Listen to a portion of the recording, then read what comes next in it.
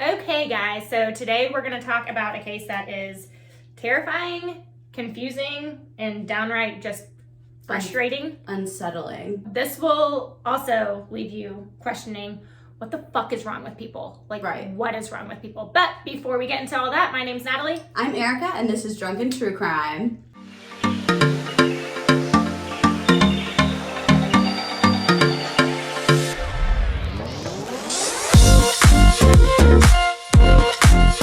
Before we actually jump into the case, a few disclaimers. First one is we do talk about true crime. That can sometimes get gruesome. So this case is gruesome. So if that's not your cup of tea, just, move right along. Yeah, trigger warning to start off with. This case is probably really gruesome. Yeah, it's probably the most gruesome I will cover. Yeah. For sure. Definitely not the most gruesome we've covered on this channel, but definitely the most one that you've covered. Mm-hmm. The second thing is that you'll see us laughing, dancing around, making fun of each other. That is not us making light of the case of the victims, anything like that. We're not, I promise you. It's most of the time we're making fun of each other, but it's just a way to lighten the mood just a little bit because the topics that we cover are quite dark. And we do want to get the victims' stories out. And that's the only way that we can do it, is by bringing just a little bit of ourselves and light to it. Exactly. Yeah. Third one is we cuss a lot. If you don't like that, then literally you won't like this. 4 is we also drink. So each week we have a different cocktail. So this week we have Cranberry Moscow Mule. Yes. Courtesy of my husband. Thank you, honey. Yes. It is amazing. I is highly really recommend it. It is more of a complicated recipe, more so than what we normally do. But my husband is bougie more than I am. But it's also really good, so I highly recommend it. Yes. Okay, last disclaimer here, folks. The information provided by us in this video is for educational purposes. All information in this video is provided in good faith. The views expressed are our own personal opinions, and the details we provide are all alleged, and individuals are innocent until proven guilty in the court of law. If you are into true crime, cussing, and cocktails, we want to be your friend, so join along with us on this ride. And of course, if you do like that, subscribe, like those things. It helps us out a lot, and it's a free way. All those things. All the things. It's a free way that you can help us out, and we really appreciate it. So with that being said, we're going to jump into the case. The frustrating case of Shirley and Russell Dermond. So Tuesday, May 6, 2014, at 9:58 a.m., Peggy Wynn called the Putnam County 911 from the home phone of the house she was in. When dispatch received the call, Peggy was breathing heavy and said that there was an emergency and that someone was dead. She goes on to tell them that the house that she is in is 147 Caroline Drive in Great Waters on Lake Oconee. And this is the house of Russell and Shirley Dermond. Peggy further explained that she is a neighbor of the Dermonds, and she went to their home to check on them because they have been missing for 4 days. Peggy can then be heard from dispatch shouting. Dispatch wants to know if they are both dead and if Peggy had found both of them. No, she explains, it's just one. I don't know where the other one is. She is told then by dispatch that dispatch is sending an officer to the house right away. So as Erika pointed out before, so the Wynns, again, the people who found the body, they are really good friends with the Dermonds. And to your point, they live like a half a mile away from each other in this gated community. And so they're both around the same age, in their 70s and 80s. And so they hang out a lot. They're all retired. They hang out a ton. Sounds like a dream. I know, right? Sounds like the dream. On the water. Oh, yes, absolutely. So the Wynns were actually having a Kentucky Derby party, which also love it. Love it. Yeah. So if you're not from the South, I don't know if that's as big of a deal to you guys, but that's huge down here. So they had invited the Wynns, the Wynns had invited the Dermonds to this Kentucky Derby party. And the Dermonds just didn't show up, no call, no show, which is very unusual for them. Again, this is a close-knit community. These are friends. Peggy starts to become a little bit concerned, and she calls the Dermonds, a few times, kind of over and over, starting to get a little bit nervous. But They didn't pick up, so she was like, okay, maybe something just happened. They couldn't come to the party. So she continues to call them over the next few days, and again, no answer. Ladies, get yourself a Peggy. Yes. Get yourself a Peggy. If you're not my Peggy when we're old and 80 and live less than a half mile away from And each have other. Kentucky Derby parties. I'm gonna be so sad. I really just want to wear those old, like, big hats. Yes.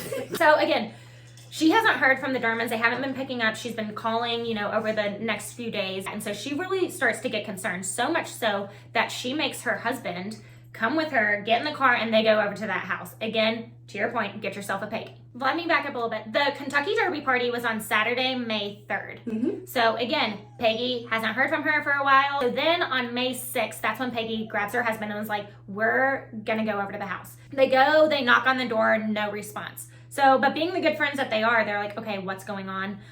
So they open the front door and it's unlocked. So they go in and they start looking around. And mind you, this house is pretty big. They do one pass over, like, don't see anything out of the ordinary. There's nothing wrong with the house. The husband even goes and he looks in the garage. He notices that both of their cars are in the garage. Nothing looks out of place. But again, that was just a very quick cursory look. And they're concerned now because both of their cars are there and they're nowhere to be found. They haven't been answering They've for a probably few days. been like screaming, like, Shirley, yeah, exactly. Russell, where are you at in the house? Yeah, and so they decide to do another pass and look a little bit more in depth. Even so much that the husband actually walks down the steps to get into their garage, and that's where he makes this grisly discovery. So they're behind the pale blue Lexus SUV and the Lincoln Town car. He was confronted with a very horrible scene. On the garage floor, laying behind the cars, laid a pool, like a blood-soaked body of a man, lying in a dry pool of blood. Whether or not it was his friend, it was very unclear if it was Russ or not at this point. The body lying on the garage floor did not have a head. That's why Peggy's husband could not identify if it was his friend Russ or not. That's awful. Oh, we need to take a moment to just be like, his head was gone? Yeah. But his body was laying there? Yeah. Just a Fucked up shit. headless person was laying on the ground in the garage. 87-year-old Shirley Dermond was gone, and so was the head belonging to the body.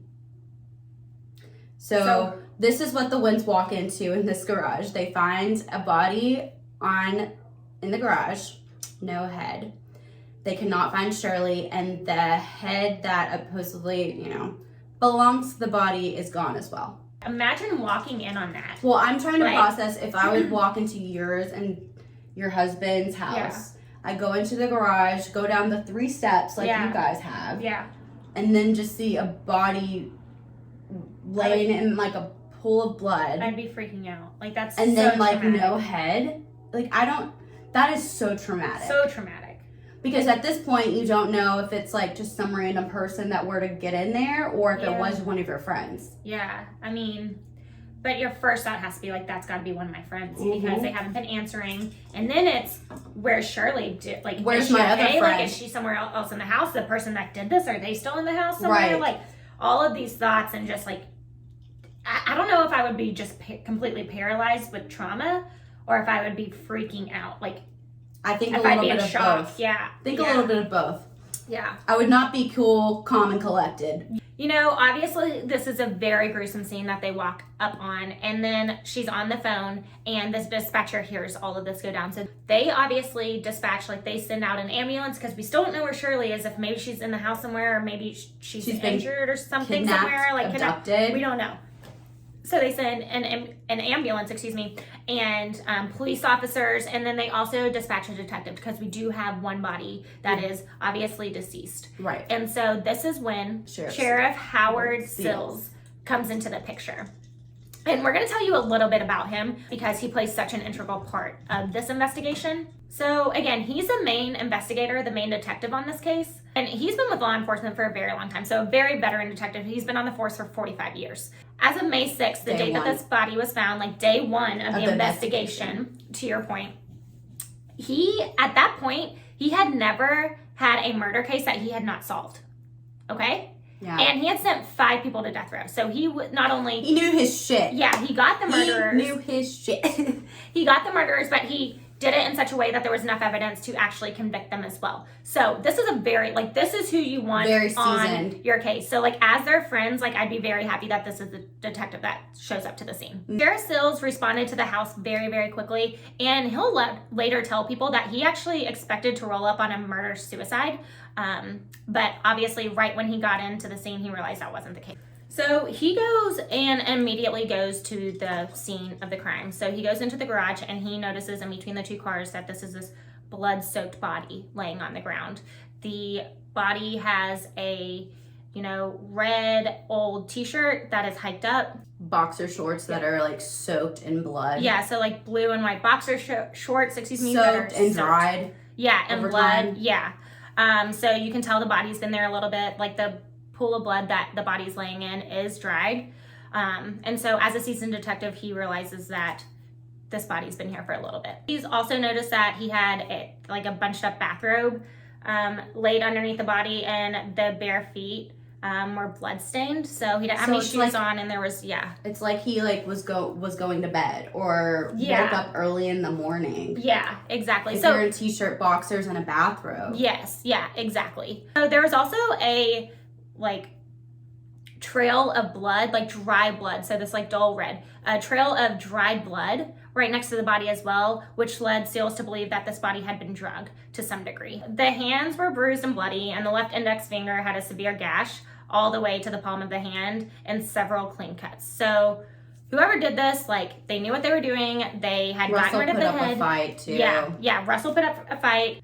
So again, at this point, we had not had confirmation that it was Russell's body. However, when Detective Seals came, he did, go through the personal belongings on the body, and they found Russell's driver's license. So that made them believe that it was Russell. However, they did confirm that when they got to the autopsy, they did confirm that it was him through other methods. And I also wanted to point out, this wasn't mentioned earlier, but there's also gunshot residue on the back of his collar, his red T collar, which will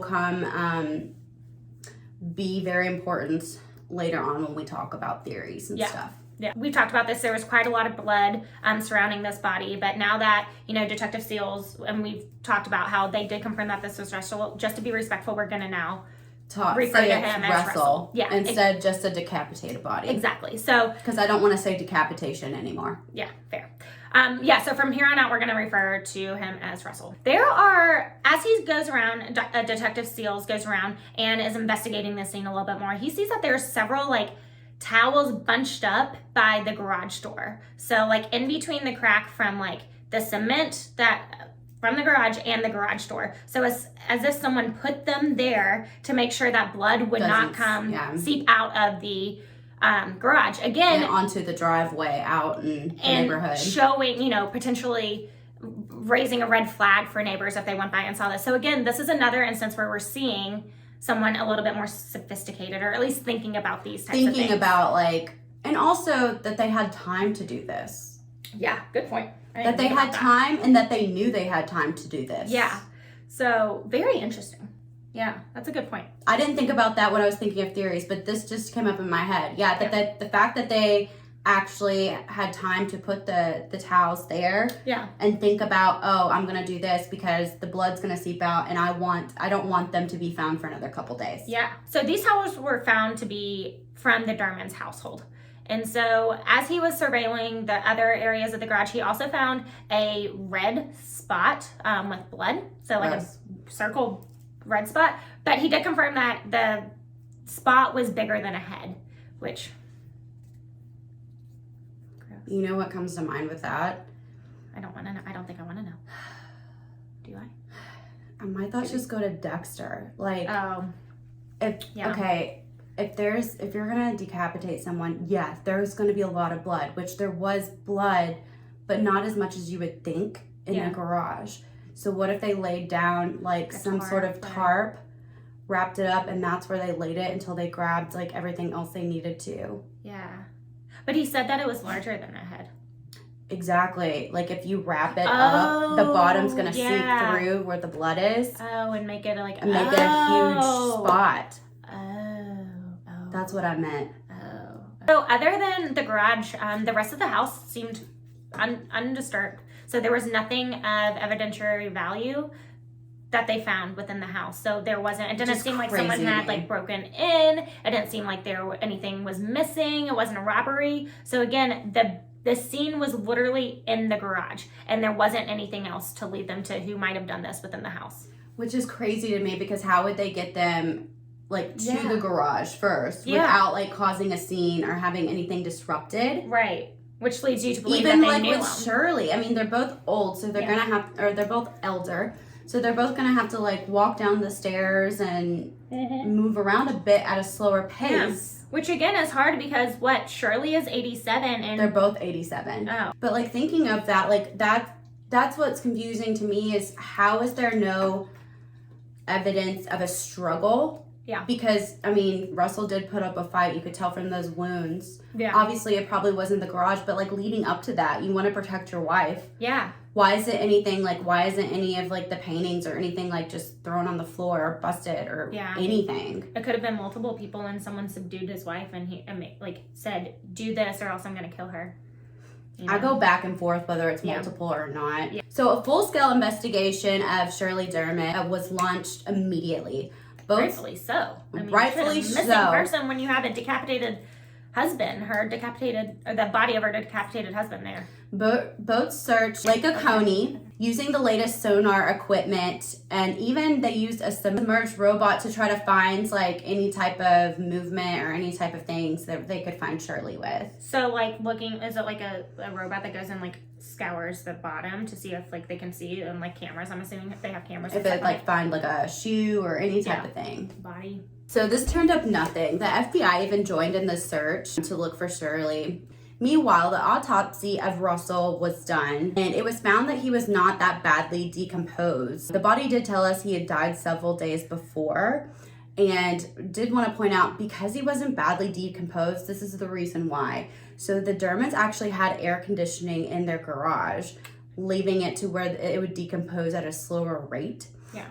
Because again, this is May in Georgia. This is the South. Yeah. In the South. So it's very, very hot. Yeah. So normally you would, to your point, you would see a body decompose way faster in that situation. With the humidity. Yeah, with more days. So the fact that they had air conditioning. The cause of death was determined a cranial cerebral trauma to the head, which there was nothing on the body to show a fatal injury. The information was released to the public that actually he was not alive when the removal of his head happened. Oh, thank God. I didn't know that. Okay. Yes, thank God. So this also too, though, as you stated earlier, they did find some GS or gunshot residue on the collar of him.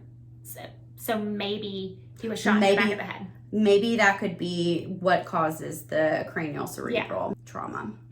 Yeah. So Sills was operating under the assumption that Shirley had been abducted and was in danger at this point. There was a theory at the very beginning of this investigation that Shirley was actually the one that committed this murder and was in on it, or had someone kind of help her murder her husband, but this was quickly debunked because Shirley is an 87-year-old woman. She has physical ailments, and there is no way that she could lift up the body, do all this work, and, get everything into the garage by herself. Let alone get into the garage. Let alone get into the garage. I mean, there's 3 steps there, and that's why she never actually went into the garage, too, because of her physical ailments. Yeah. I mean, her sons actually told the police that she had trouble getting, down to the dock by the house, and also into the garage, like we had talked about. Yeah. So we took you through the 911 call. We took you through just a little bit of the investigation at first, but we never really talked about who the Dermonds were. So we're going to back up just a little bit and tell you about these 2 people. So we're going to first start with Russell. He was actually born in 1925 in Hackensack, New Jersey. He attended college, and then he actually served in the Navy in World War II. So after the war, though, he came back to the U.S. and he meets the love of his life, and in 1950, that's when he marries Shirley. How sweet. I know. They've been married for so long. How adorable. I know. This makes my heart hurt. Shirley was born in 1926 in New Jersey. She attended Barnard College in New York, and that's where they met and they fell in love. So Russell, he was an exec at the General Times Corporation, and they made clocks, go figure. Again, Shirley and Russell, they were just like soulmates. So they had found their person. They ended up actually having 4 children. So their children's names are Brad, Keith, Mark, and Leslie. So they, they're in New York. They started this family, and they actually decide that they're going to up and move from the north, and they're going to move to the south. So in 1980, they actually moved to Atlanta. Russell retired from this corporate job, which awesome, at the age of 58. Which, that on ya. I know. What do I need to do that? I know. And he branched out into the fast food franchise business. So this is interesting to me because this is kind of like my mom too. Again, she retired at the age of 50. Mm-hmm. He retired at the age of 58, but it seems like he wasn't done working, so he went back. So he actually ended up owning, 13 Hardee's? Yeah. Right? 19. No, 19. I'm sorry, 19 Hardee's locations. Mm-hmm. So again, he was very successful. Which I love their biscuits. Oh, yeah. Those are good. Hardee's biscuits are the best. Yes. So he found great success in this industry as well. But in 1988, he decided, nope, I'm actually going to retire this time. He sold the franchise, so the Hardee's, off to 2 of his sons, and they move into their dream house on Lake Oconee. So this is the house that they were in at the time of the murder. So this was their dream house. They had been living there since 1988. Again, they're starting to settle into their retired life. So, Russell loves. So cute. I know, Russell loves playing golf and relaxing. Shirley loves playing bridge. She also did crossword puzzles. They're really enjoying this time. Retirement. Yeah, time of their lives. Both were very active in their church, the community. They just loved them. They had great friends. They were really close with their neighbors. They would spend the summers with their kids and their grandkids, playing at this dream house on the water, playing golf, just having wholesome family time. I know. Sounds like a dream. I know. It is my dream.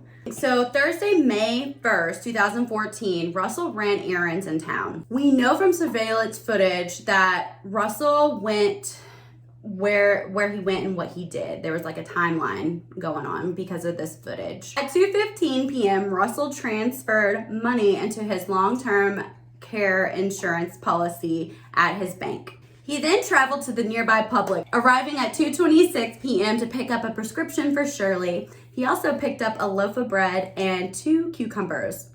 So Shirley attended her twice weekly bridge club at 12:30 p.m. Stop. Twice weekly. Stop. She was playing bridge. I don't know how to play bridge, but it reminds me of How I Met Your Mother, where they're doing the daydream set and they're just like playing bridge, but all of them are just saying bridge, bridge, bridge. Like they have no idea how to play it. I've never watched How I Met Your Mother. Right? But she attended twice weekly this bridge club at 12:30 p.m. sometime before dinner. The Dermonds spoke with their son Brad on the phone. Like most days, it was mostly about like, hi, how was your day? Friday, May 2nd, a neighbor reported that they saw Russell walking on the golf course in the neighborhood. Russell had taken up exercise and like walking around the golf course. So that was like a known thing that like his neighbors knew about him, to like kind of just walk around just to get a little bit of exercise, and had enjoyed time while he did it. Yeah. This was the last reported sighting of them. So now, do they know like at what time on Friday that he was walking the golf course? No. So as we're trying to piece together their last few days, or as the detectives were trying to piece together their last few days, they also found that Shirley had sent an email on that Friday, and they have no reason to believe that this wasn't her. So it's not really released like who it was to or what it was about, but they have no reason to believe that it wasn't Shirley who actually sent this email. So we also know from the detectives going through the house that Shirley had worked on a crossword puzzle, and according to her kids, this is very normal. She used to do this in the mornings. So again, it was partially filled out. So we know that she had done that.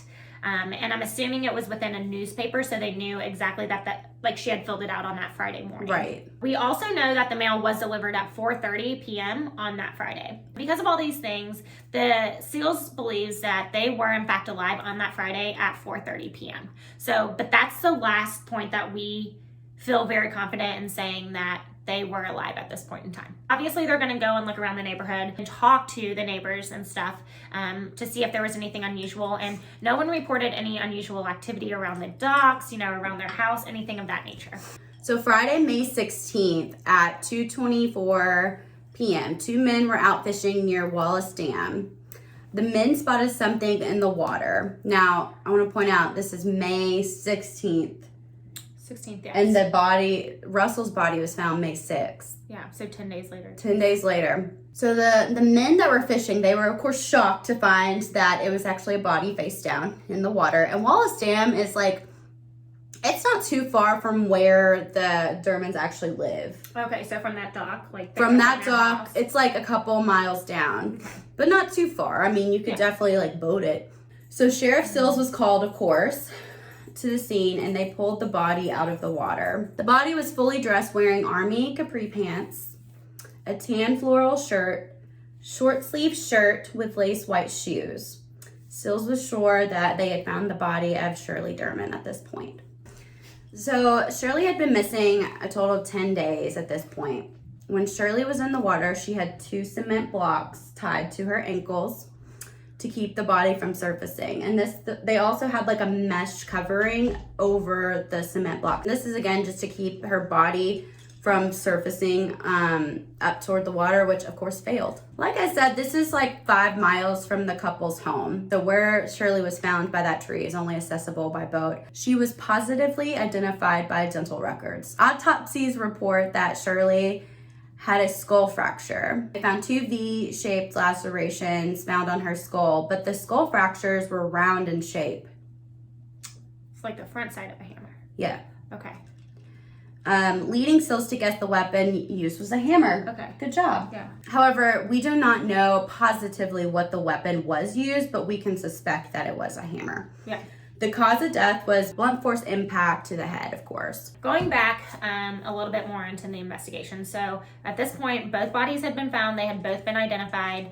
And so we know that something horrific had happened to this couple. So Detective Sills, he goes and he starts this massive investigation, rightfully so. He obtained tens of thousands of pages of interviews, Phone records from the Dermonds and their children. Yeah, like they went and talked to neighbors. So they had talked to over 200 residents, or I think it was like 255 residents.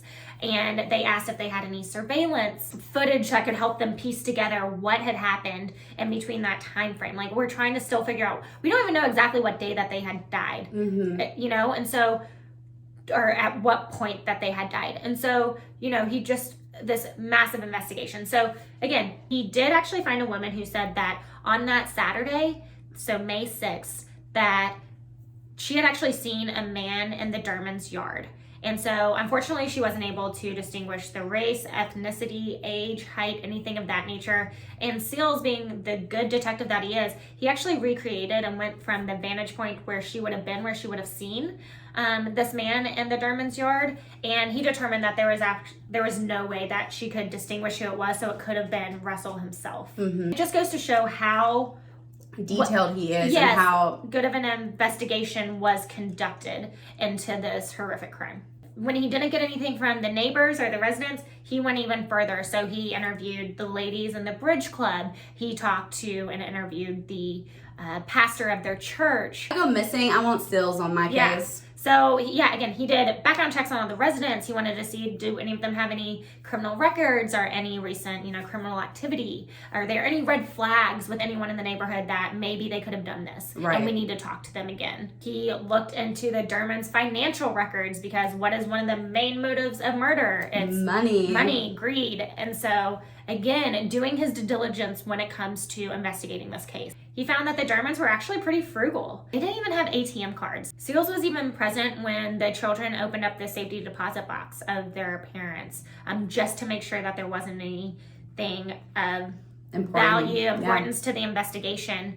And Sills said that there wasn't. Also probably to get like the reactions of the children too. Oh, good point. The Dermonds did actually have a security system. However, their son Brad told Detective Sills that it had actually been disconnected weeks before the murder. But the Dermonds' phone number and their home address wasn't listed publicly, so they weren't really that concerned for their safety, because it's a gated community. It's a nicer community, and so they have like concerned. a guard. They had a guard shack, and they also had like people checking at the guard shack, and also they had little police, not police, like security But guards security, yeah. on go-karts, like riding Yeah. around at that time. Yeah.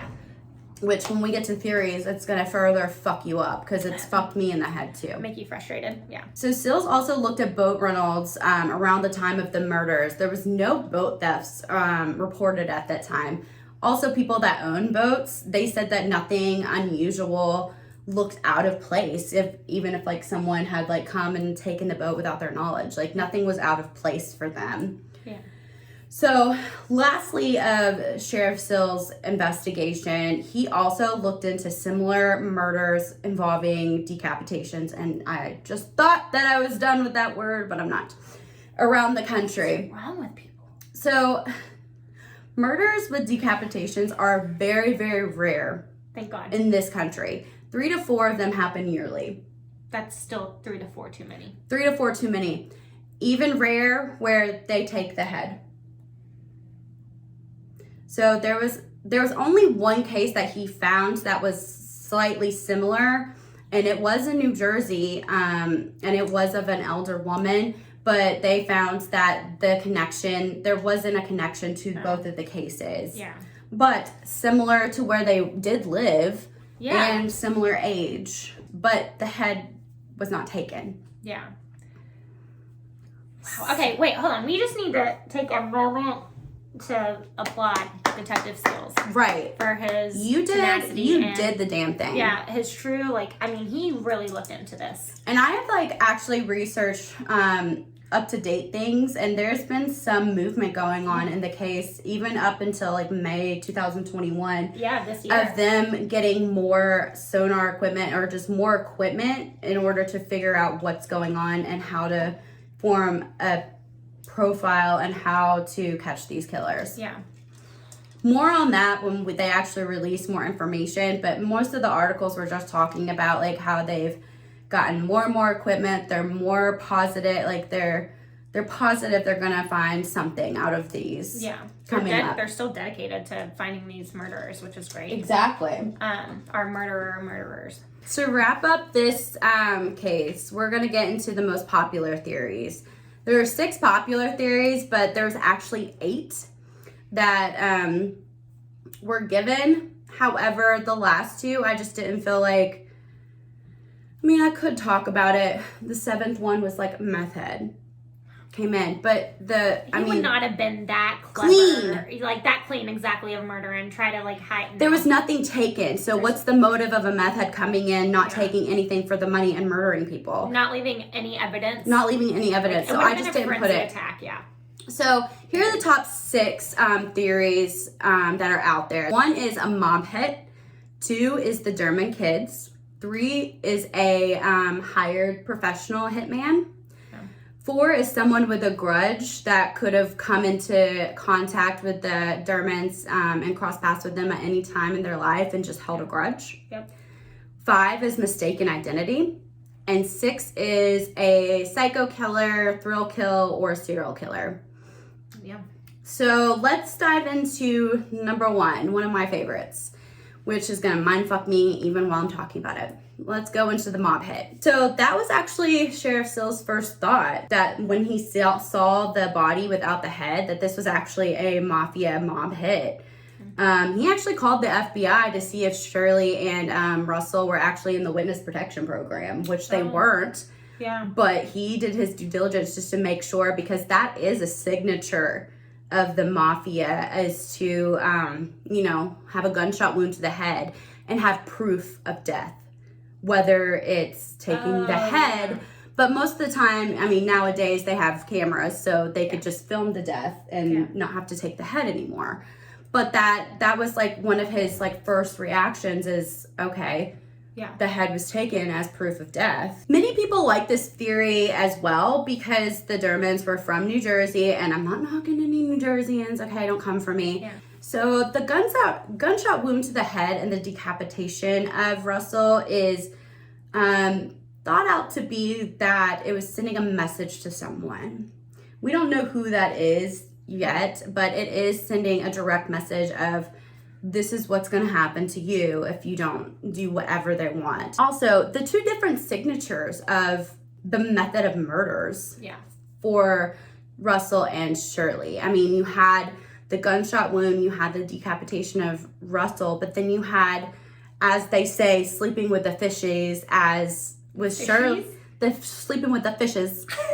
I feel like if we're talking about the mob, we cannot say fishies. But sleeping with the fishes, as they do say with Shirley, with cement blocks tied to her. I mean, I always thought that was like a Hollywood depiction of the mob. That's like a real thing. That's a real thing, especially some of the mob ties in the South too, especially like in Florida or even like Louisiana, sleeping with the fishes. You're throwing them out there with the alligators, and they're taking care of it. Gotcha. They're taking care of it for you. Even in New England, I think Whitey Bulger in Boston. Yeah. I mean, he would definitely shoot his people, but they would throw them in the Boston Harbor. Yeah. And get rid of it. Yeah. The cleanliness of the crime, a lot of people like to point out as like a mafia mob tie. I disagree, because if it's mafia mob, they don't clean up. Yeah, it's they do like a quick hit and go. Yeah. They want their signature known. They want to know that they're the one that's doing the hit. They want to get credit for it. They do want to get credit for it, just like gangs. Like, you want to get credit for it, so why would you clean up? Yeah. That I completely disagree with. So overall, what do you think about the mob/mafia theory? Is there any indication before this that they were associated with the mob? Is that why they moved from New Jersey, New York to Atlanta? I mean, like you said, Sills looked into their financials, their phone logs, like literally everything in their life, and there was he even looked into the FBI to see if there was criminal activity or if they were in the witness protection, and there was nothing. Yeah, but it's still on his radar for a reason. It is still on there, but I think that's because of the next theory, which is the Dermond kids. But why? How are those two connected, the mob and the Dermond? Just because the Dermond parents aren't involved in the mob doesn't mean the kids aren't. Doesn't mean the kids aren't part of the mafia or owe money for gambling or owe money to the mafia because of those restaurant businesses. Yeah. I mean, the Russell has been out of the franchises for a long time. Yeah. And two of the sons still own 19 of the restaurants. Yeah. Maybe one of the kids actually got involved with the mafia or the mob and owed money. Yeah. And took it out on the parent. Yeah. And took it out. Well, that's why they owed money, and that's why the mob took a hit on the parents to threaten the kids. Right. Okay. Interesting. That's why the mafia theory is still relevant. Still high on the list. It's still high on the list. Okay. But getting to the kids, all the kids were cooperative. They all did polygraph tests. They all were interviewed by Sheriff Sills themselves. None of them actually lived in the area of Lake Oconee or in the Great Waters area.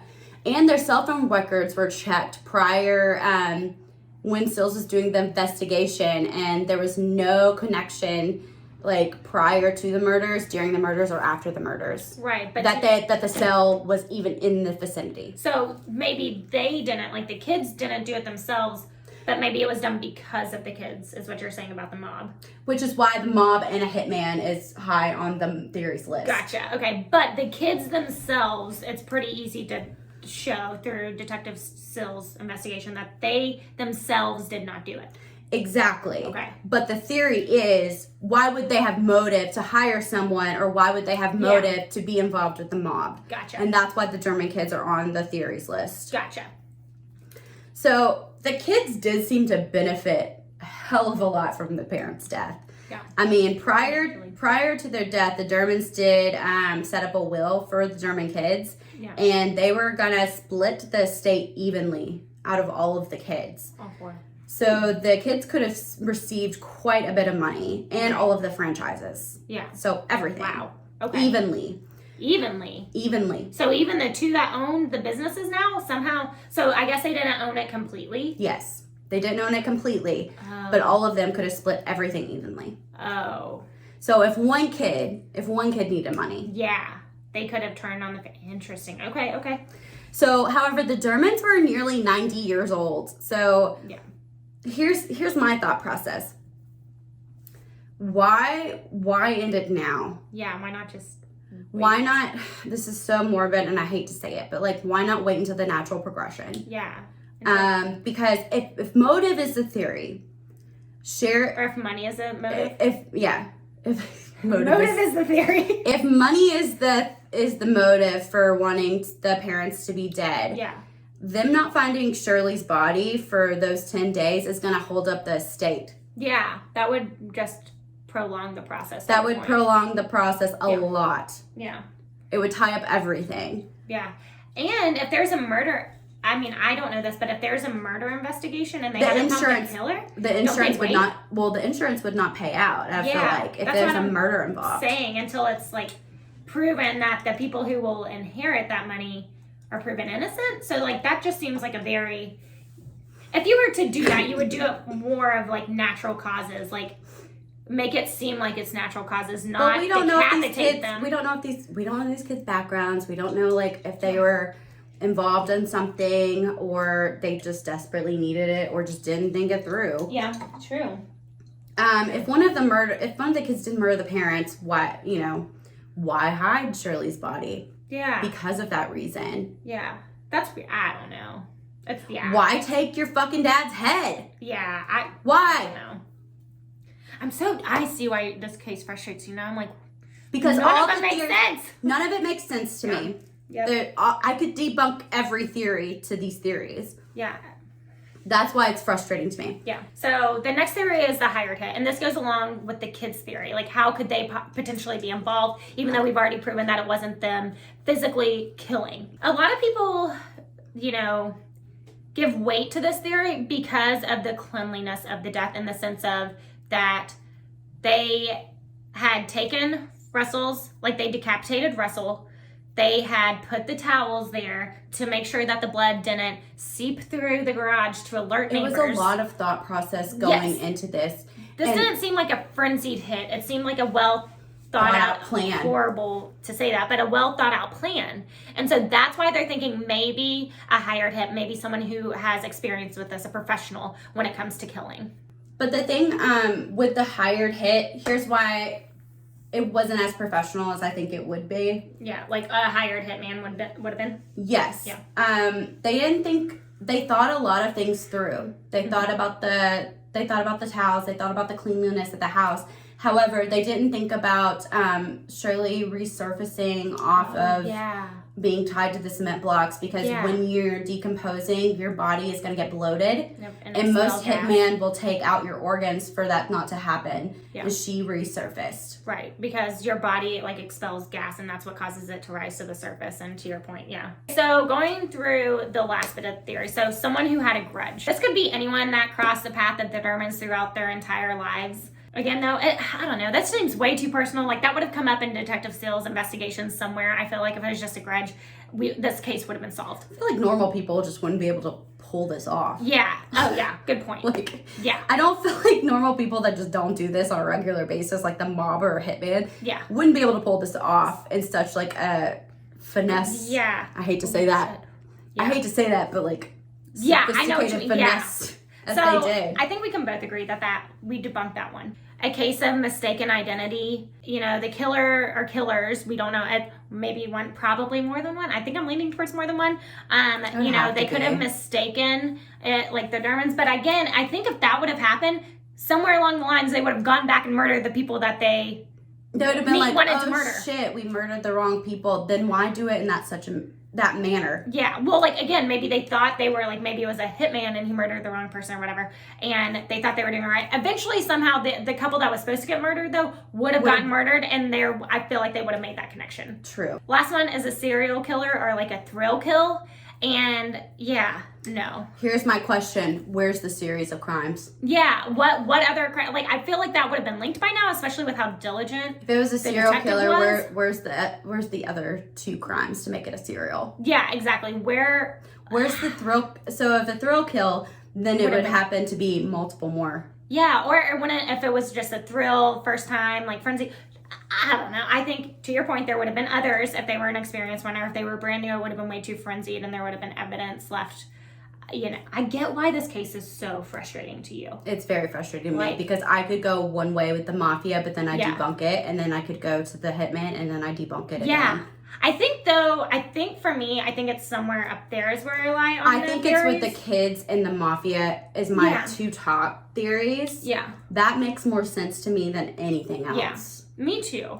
I don't know, but what do you guys think? Help us. This case frustrates the shit out of Yeah. me. Help us. And again, to Erika's point, like there has been a resurgence in determination to find these murderers. So if there are any leads or any updates, we'll post it on our Instagram. If there's a massive update, we will post an update on here. But I would say for the most up-to-date information, I would say go to our Instagram. It's just at Drunken True Crime. It's pretty easy. You can find it.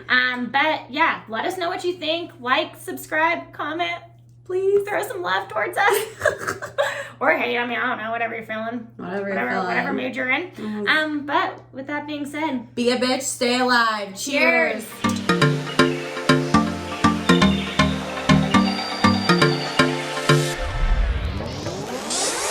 Ladies for the win.